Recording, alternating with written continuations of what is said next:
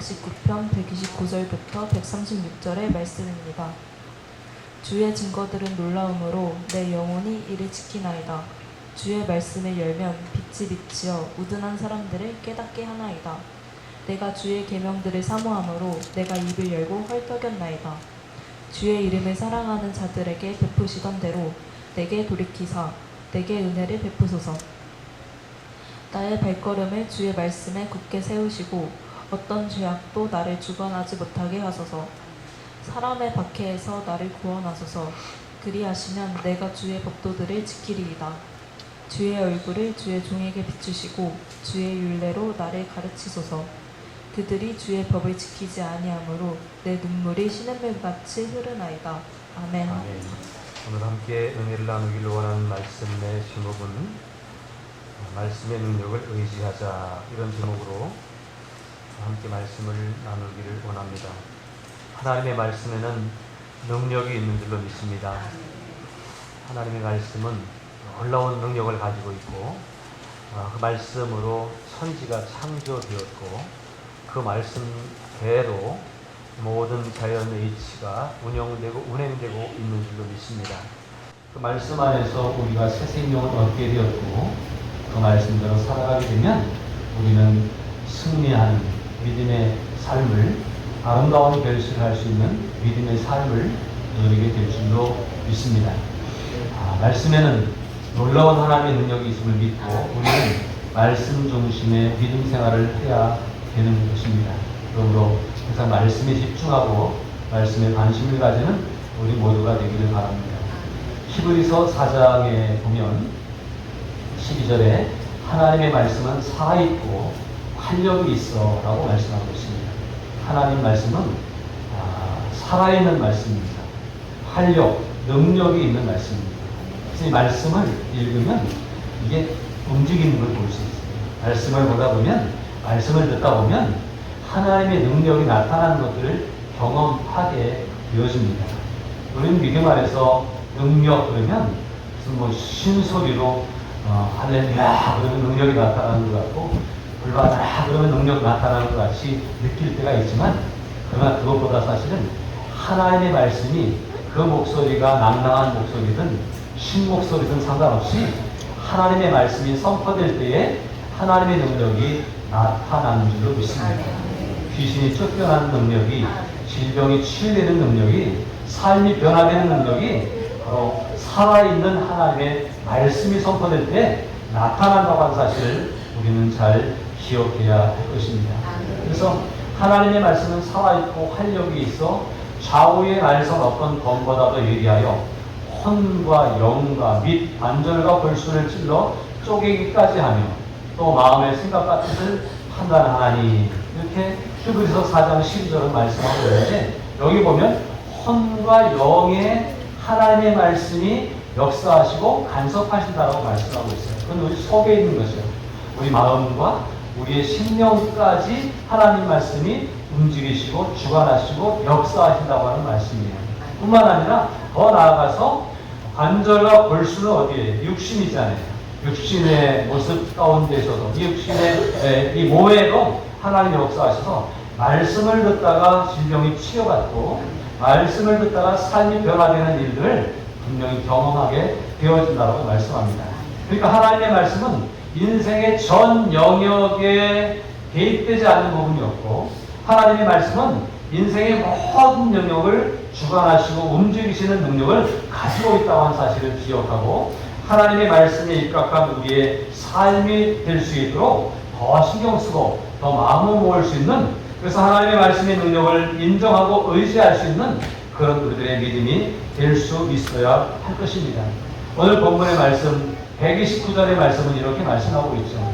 주의 증거들은 놀라움으로 내 영혼이 이를 지키나이다. 하나님의 말씀은 놀랍다는 거예요. 우리의 혼과 영을 간섭하시고 다스리실 뿐만 아니라 우리 육신까지도 찔러 쪼개시며 치료하시는 놀라운 능력의 말씀을 보는 이 시인은 하나님 말씀의 능력을 바라보면서 너무너무 놀랍다라고 그렇게 말씀합니다. 바라기는 저도 그렇고 여러분들도 그렇고 하나님의 말씀을 관심을 가지고 바라보고 듣고 읽고 묵상하는 가운데 하나님의 말씀이 놀랍게 역사되어지는 것들을 경험할 수 있기를 주님의 이름으로 축복합니다. 하나님 말씀은 그냥 좋은 글귀가 아닙니다. 하나님의 말씀은 그냥 사람의 마음에 조금 감동을 주는 정도의 이야기가 아닙니다.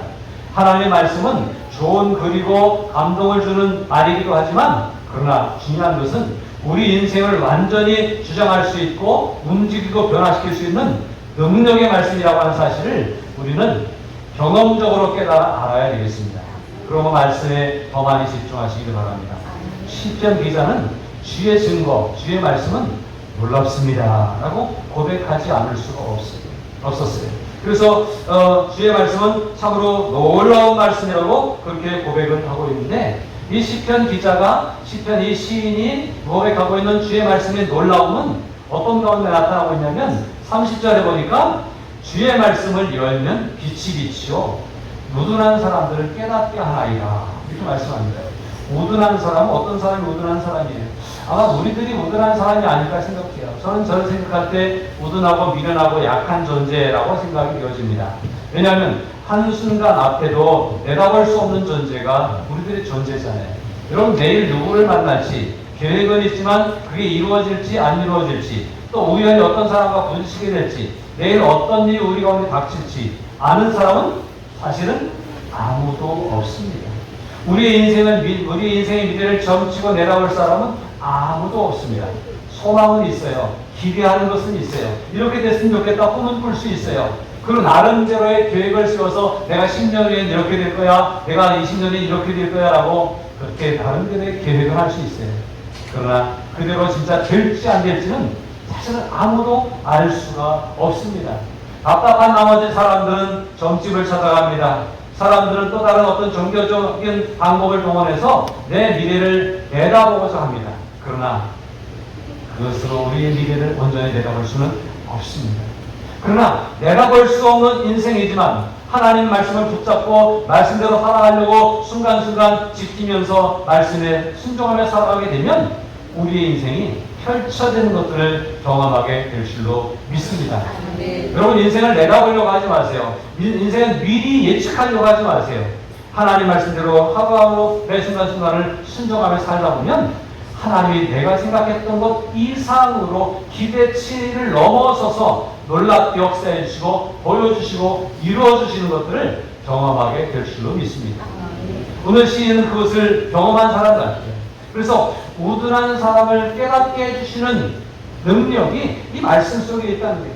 말씀을 보면 이렇게 살면 되겠구나, 이렇게 행동하면 되겠구나, 사람과 관계를 이렇게 맺어가면 되겠구나, 우리가 어떤 사업을 펼쳐가고 또 경제적인 활동을 해나감에 있어서 이런 기준을 가지고 하면 되겠구나라고 하는 것이 성경에 다 기록이 되어져 있다는 사실이에요. 그러므로 하나님의 말씀의 능력을 보고 시인은 놀랐다라고 그렇게 표현하고 있습니다. 저와 여러분의 삶에 하나님의 말씀대로 이루어지는 것들을 보면서 놀라운 일들이 많이 생길 수 있길 바랍니다. 우리 인생 가운데 하나님이 역사하시는 놀라운 축복의 역사들이 많이 나타날 수 있도록 말씀에 붙잡혀 살아갈 수 있는 저와 여러분들이 될 수 있기를 바랍니다. 디모데후서 3장 16절 17절에 보니까 이렇게 말씀하고 있죠.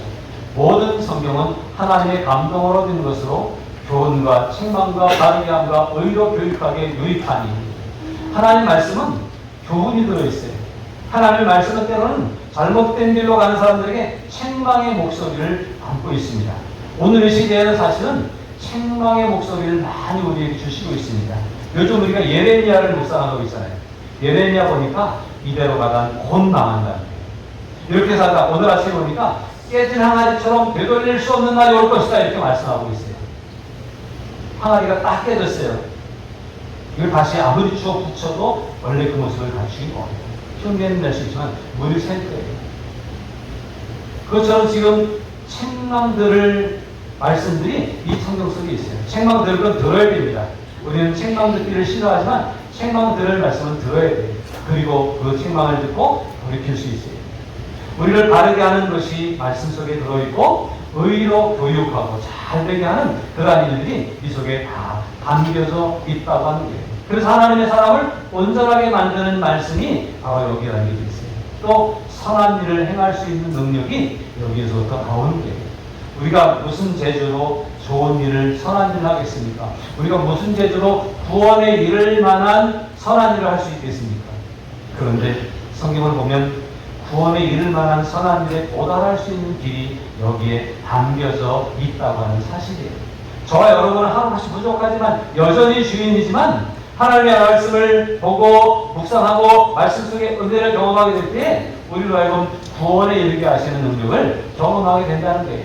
디모데후서 3장 16, 17절을 봤습니다만 이 앞에 15절에서는 이렇게 말씀을 하고 있습니다.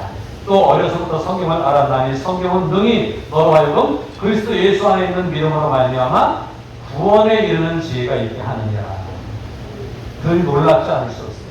우리 구원받으려고 사람들이 가진 노력을 합니다. 여기저기 쫓아다닙니다. 그리고 구원을 받으려고 나름대로 선한 일을 많이 합니다. 도를 닦습니다. 기도를 많이 합니다. 그러나 그것으로 구원에 이를 수 없는 거예요. 하나님의 말씀에 구원의 기쁜 소식이 들어있는 줄로 믿습니다. 하나님의 말씀을 듣고 묵상하고 따라가다 보면 우리도 모르게 구원의 자리에 이르게 되는 줄로 믿습니다. 이 능력을 경험하면서 놀라지 않을 수가 없다라고 하는 사실이에요. 며칠 전에 이제 그 청년 리더십 컨퍼런스를 최종 점검하기 위해서 청년부, 청년사역위원회 목사님, 장로님들이 이른 아침에 서울 소모했습니다. 서울 신천에서 7시에 회의가 있어서 여기서 5시에 출발해가지고 가서 이제 회의 참석하고 도시락 먹으면서 한 2시간 정도 점검하고 민원을 했는데 그 후에 다 끝나고 나서 이제 회의가 끝나고 나서 이렇게 여담하는 시간에 그 장로님이 운동해야 된다고 그렇게 얘기하더라고요. 운동해야 된다. 운동 시간 날 때 여유가 있을 때 할 수 있을 때 하는 게 아니라 밥 먹듯이 해야 된다고 그런 얘기를 하더라고요. 맞죠? 그럼 밥 먹듯이 운동하시기 바랍니다. 근데 옆에 있던 목사님이 이번에 그 청년 집회에도 큰 역할을 하시고 또 그동안 우리 청년들을 계속 이끌어오셨던 목사님인데 저보다 더 젊은데 암도 경험하고 항암 치료도 받고 뭐 그런 분이에요. 물론 멀쩡해요. 멀쩡한데 속에는 암이 계속 활동하고 있는 그런 분입니다. 환장하게 생겼어요. 근데 그분이 하는 얘기가 운동을 해야 되는 줄 아는데 운동이 잘 안 된다. 그러면서 하는 얘기가 뭐라 하냐면 성경에 운동하라고 하는 말씀이 없어서 안 하는 것 같다는 근데 사실은 제가 볼 때는 너무 사역이 많고 바쁘니까 못하는 거예요. 저도 운동해야지. 그런데 뭐 어떤 날은 이래서 안 돼, 어떤 날은 이래서 안 돼. 그럴 때가 많더라고요. 너무 바빠서 안 되는 거예요. 근데 그분이 하는 말씀이 성경에 운동하라고 했으면 제가 말씀대로 운동을 해야겠다. 그때 장로님들이 그럴 리가 없는데 성경에 없는 말씀이 없는데 옆에 있던 젊은 목사님이 막 찾아보니 운동하는 말씀이 있는데요. 운동장에서 다른질하는 자들이 이기기 위해서 열심히 달려야 된다고 그런 말씀을 딱 얘기하면서 읽다고 보니까 봐요. 없을 리가 없죠.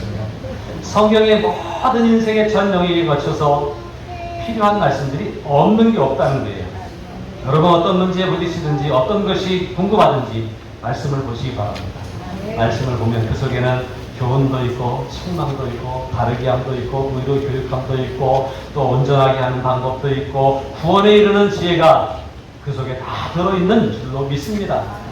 성경을 보면 없는 것이 없어요. 그래서 어릴 적부터 우리 특별히 청소년부 또 우리 주일학교 이 어린 시절부터 말씀을 잘 보고 말씀을 듣고 배워야 돼요. 저도 제 인생을 움직이는 것이 말씀인 것 같아요. 작년에 제가 소개를 다 드렸습니다만 어려서부터 여호와는 나의 목자시니 내가 부족함이 없으리로다 라고 하는 말씀을 어릴 때 암송했는데 노래하면서 암송했는데 그 말씀이 지금까지 부족함이 없는 인생으로 이끌어 오시는 것을 경험하게 되어집니다. 말씀은 놀라운 능력을 가지고 있습니다. 그러므로 말씀에 더 집중하고 말씀에 관심을 가지고 말씀을 읽고 듣고 묵상하는 일에 힘쓸 수 있는 그런 저와 여러분들이 될 수 있어야 하겠습니다. 오늘 시인은 이 말씀의 놀라움을 경험하면서 말씀을 더 사모해야 되겠다라고 고백하고 있습니다. 내가 주의 계명들을 사모함으로 내가 입을 열고 헐떡였나이다. 우리 헐떡였나이다 그러니까 좀 경건해 보이진 않죠. 헐떡헐떡한 왜 헐떡하는지 아세요? 짐승들이 목이 말라서 예? 물을 찾기 위해서 곧 숨 넘어가 같은 그런 상황 가운데서 헐떡헐떡 하는데 물을 못 구하면 가문 땅에서 광야 같은 데서 물길을 찾지 못하고 오아시스를 찾지 못하면 헐떡일 수밖에 없어요. 헐떡에다가 곧 어떻게 되죠?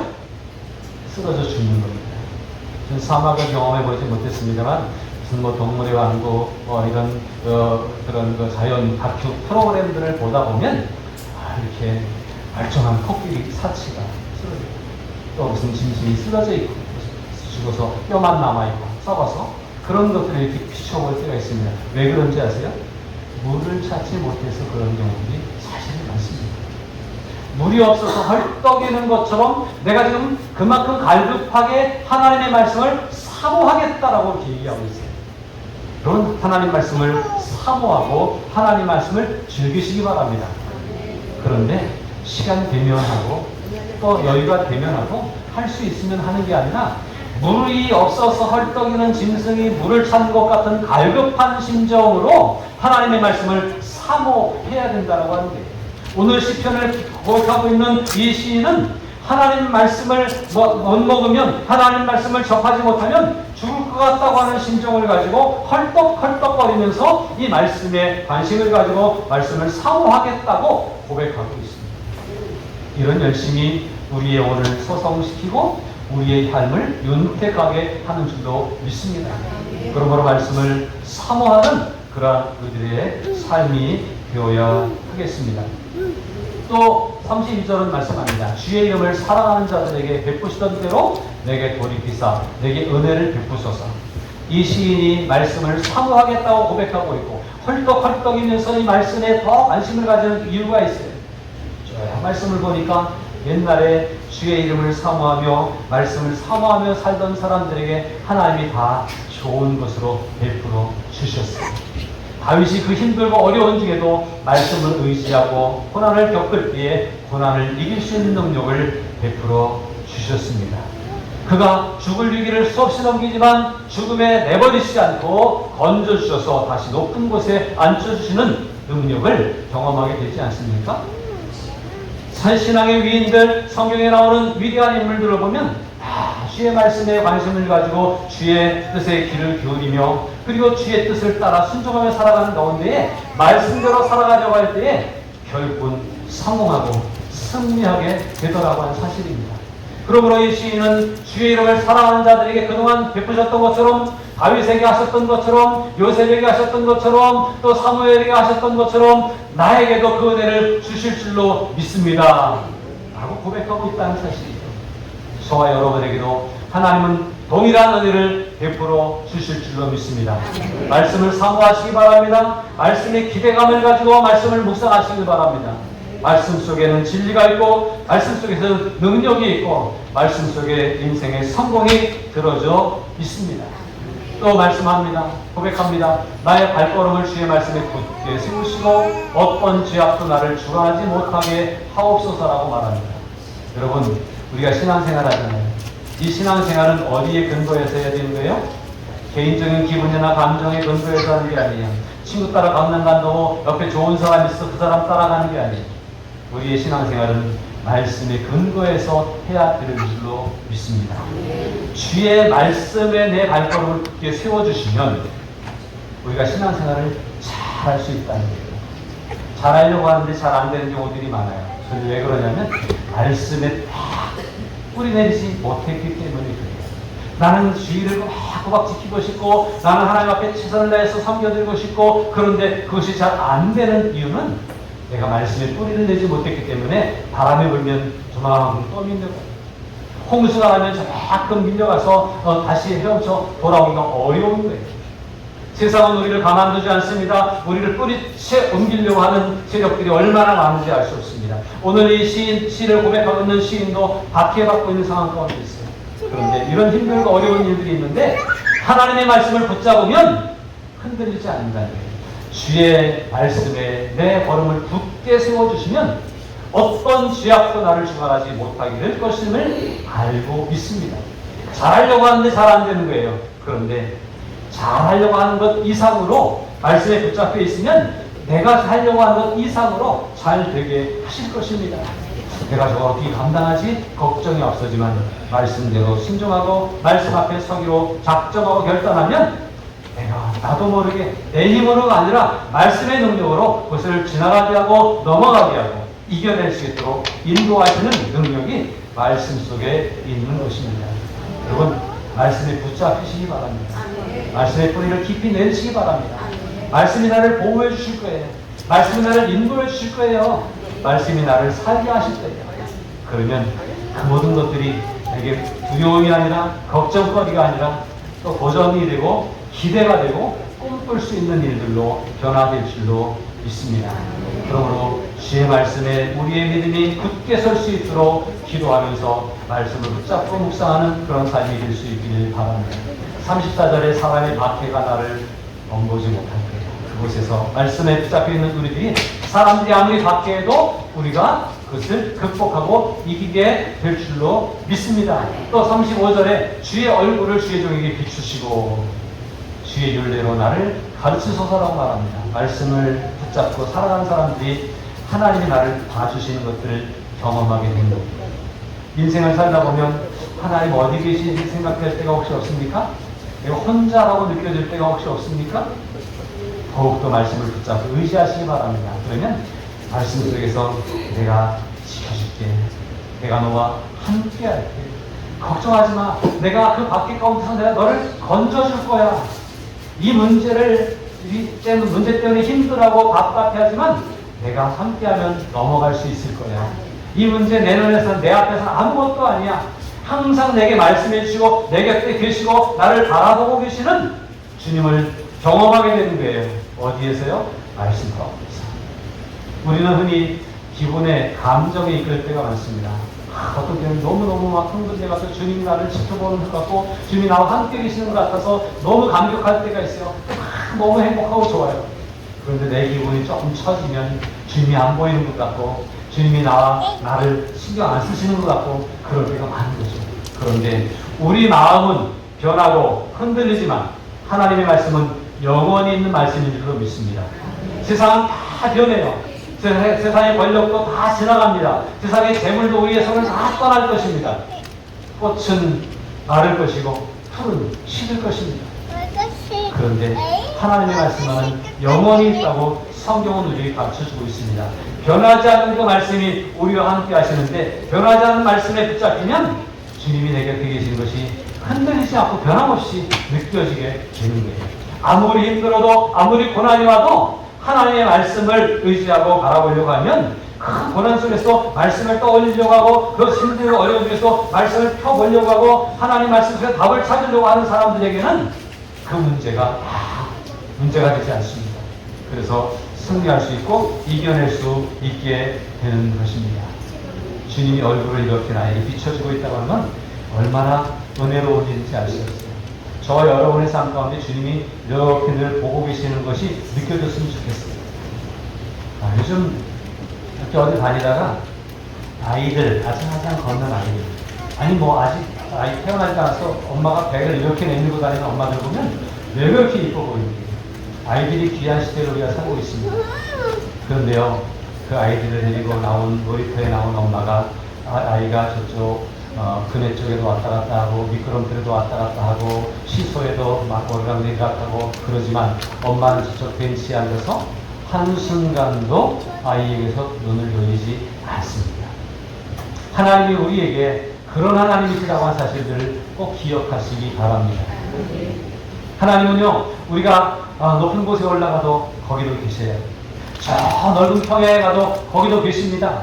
아무것도 안 보이는 광야를 지나갈 때도 하나님은 우리를 보고 계시는 거예요. 여기 135절에서 주의 얼굴을 주의 종에게 비추시고 라고 하는 말씀이 얼마나 은혜로운 말씀인지 알 수가 없어요. 말씀을 읽는 사람에게 주의 얼굴을 비춰주신다는 거예요. 말씀을 묵상하고 말씀을 기억하고 말씀을 떠올리는 사람에게 주의 얼굴이 비춰지는 것들을 경험하게 하신다는 거예요. 주님이 이렇게 보고 계시면 아무 문제 없어요. 아이가 미끄럼틀에 거꾸로 올라가다가 이렇게 떨어지려고 그러면 누가 먼저 달려오는지 아십니까? 지켜보고 있던 엄마가 딱 달려와서 잡아주고 받아주는 거예요. 그네를 타려고 미끄러서 대롱대롱 매달렸으면 누가 달려가요?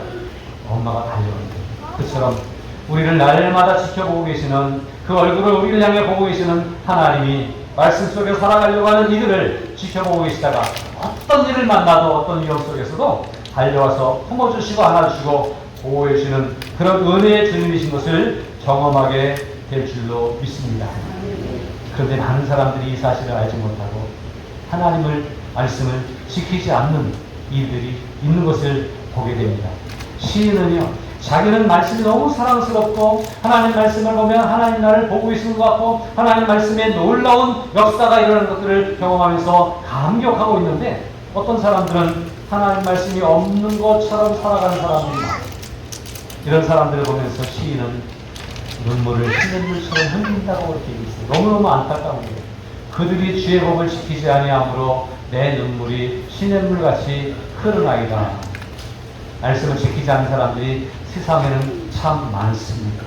그런데요, 어쩌면 우리 안에도, 아니 어쩌면 우리 모두에게도 말씀과 거리가 먼 삶이 있었지 않습니까? 내가 말씀을 잊어버리고 살 때가 있지 않습니까? 내가 하나님이 나를 사랑하신다고 하는 사실을 잊어버리고 다른 사랑의 대상을 찾아 헤맸던 일들이 있지 않습니까? 그럴 때 주님이 우리를 향해서 눈물을 흘리시고 계시다고 하는 사실을 우리는 기억했으면 좋겠습니다. 이 시인은 말씀을 지키지 않는 사람들을 바라보면서, 말씀을 의지하지 않는 사람들을 바라보면서 너무나 안타까워서 눈물을 흘리고 슬퍼한다고 고백하고 있는데, 저는 이 말씀을 보면서 우리가 말씀에서 멀어질 때에, 우리가 말씀에 집중하지 않을 때, 우리가 말씀을 덮어두고 살아갈 때에 우리를 향해서 눈물을 흘리시는 주님의 눈물이 떠오르는 것은 어찌된 일입니까? 제가 하나님을 잊어버리고 살 때, 제가 하나님에서 멀어지고 딴 생각으로 세상을 막 달려갈 때 하나님이 나 때문에 울고 계신다고 하는 사실이에요. 아마 여러분에게도 하나님이 그러시리라고 생각합니다. 주의 법을 지키지 아니할 때 눈물을 흘리며 안타까워하시는 주님을 떠올리면서 우리가 주의 법을 사모하며 그렇게 살아갈 수 있길 바랍니다. 정리해서 말씀을 드립니다. 하나님의 말씀은 능력이 있습니다. 하나님의 말씀은 놀라운 역사를 일으킬 수 있습니다.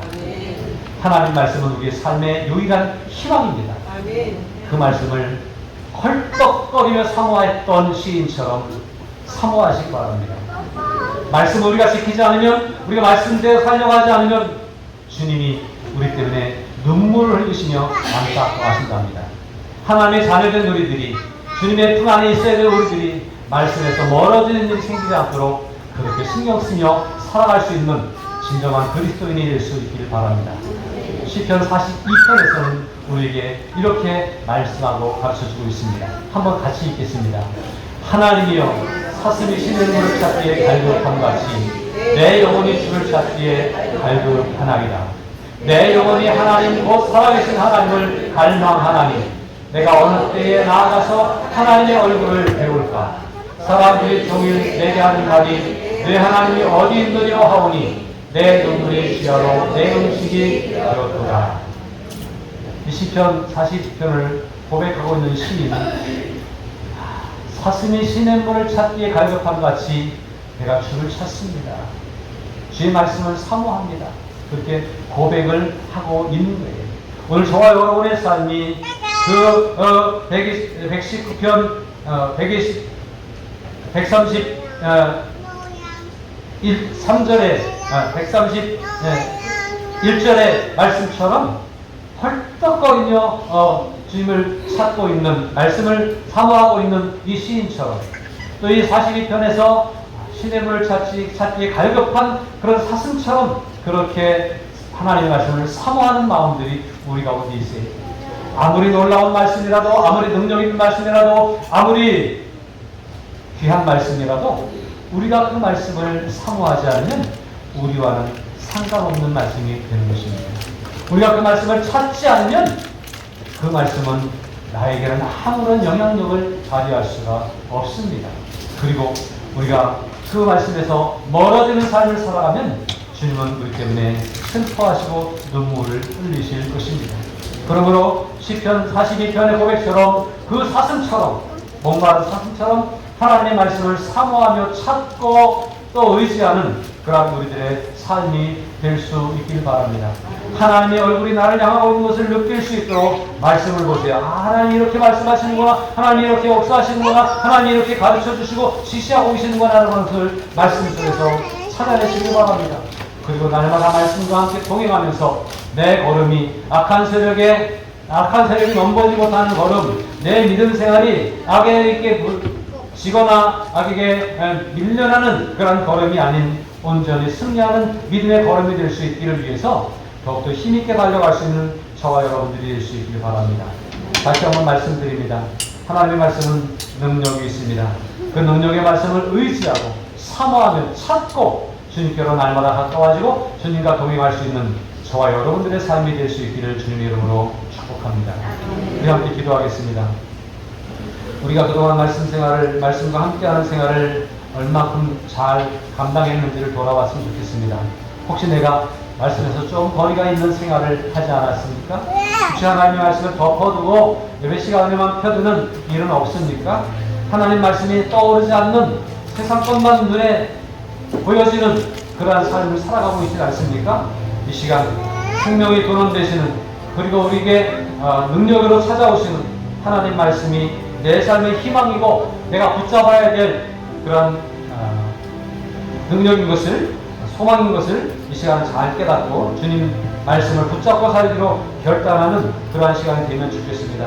하나님 말씀대로 살겠습니다. 하나님의 능력을 경험하기를 원합니다. 나를 보시는 주님을 경험하기를 원합니다. 라고 고백할 때에 말씀 속에서 내게 함께 한다고 약속해 주시고 찾아오셔서 나를 안아줄 줄로 믿습니다. 이 시간 함께 고백하면서 기도하기를 원합니다. 주님 도와주세요. 말씀과 함께하는 삶을 살 수 있도록 도와주세요. 함께 기도하는 이 시간 되기를 원합니다. 기도합니다.